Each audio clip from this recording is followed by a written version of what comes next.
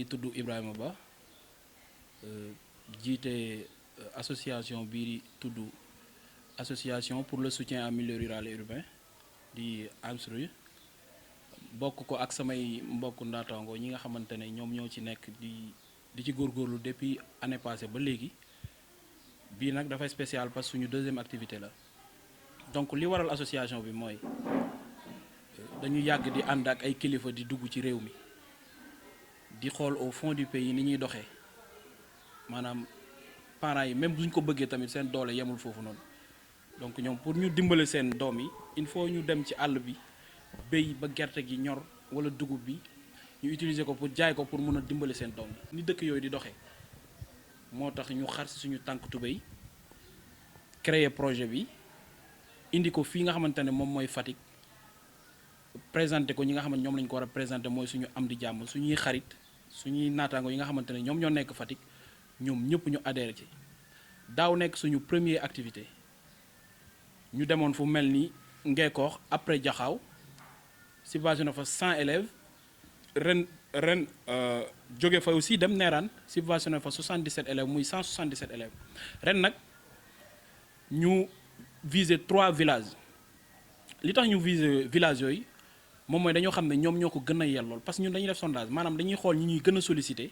ñu dem waxtaan ak ñoom xool ni ñuy doxee xool tamit seen moyen fi mu toll ñun ñu mën a ñëw appuyer leen jóge nañ Tataguine séeréer dem nañ fa subventionné nañ fa presque 102 élèves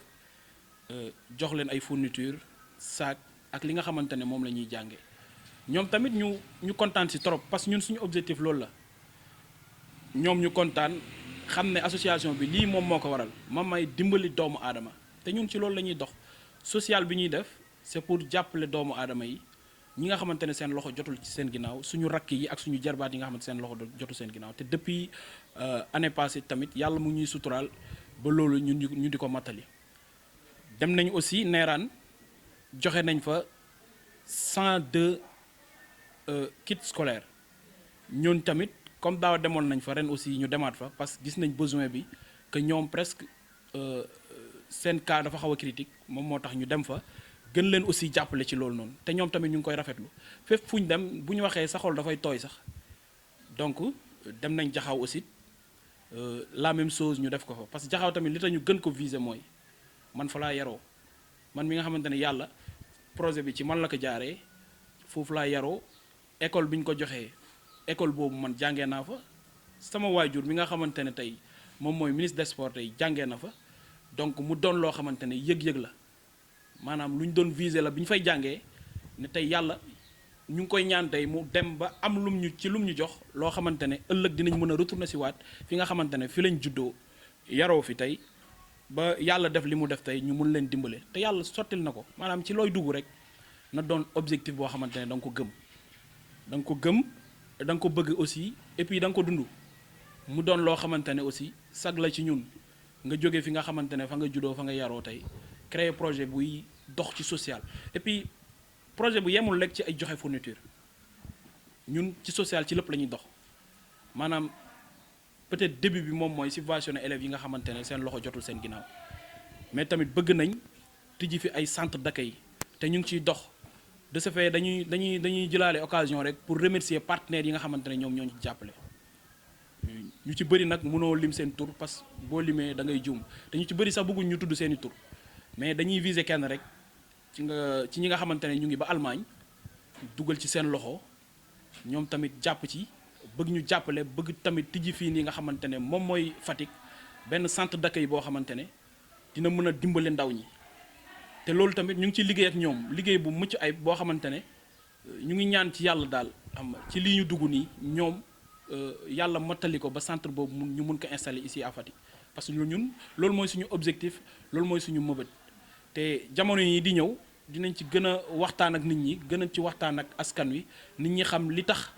ñun ñu créer projet bii nii parce que projet bi en fait nekkul lekk di joxe ay fourniture ak yooyu bëgg nañ di tabax ay juma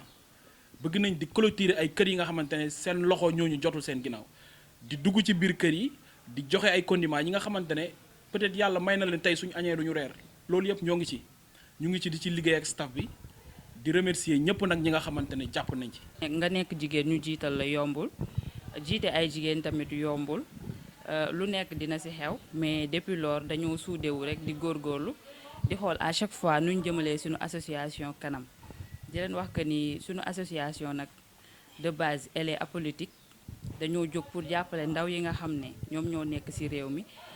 yemuñ kese ci social di joxe ay fourniture ak yooyu yeneen ak yeneen mu ngi ñëw incha allah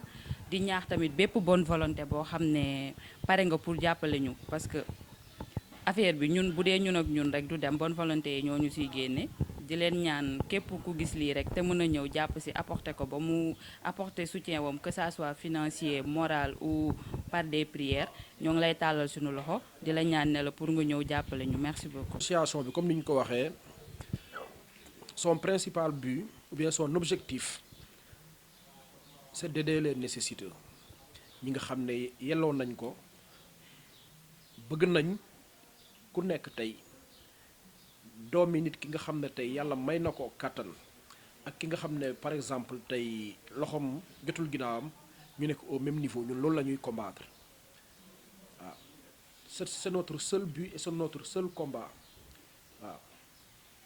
on a des perspectives encore am nañ ay perspectives parce que fi ñu njëkkee nii lii ce n'est que le début du commencement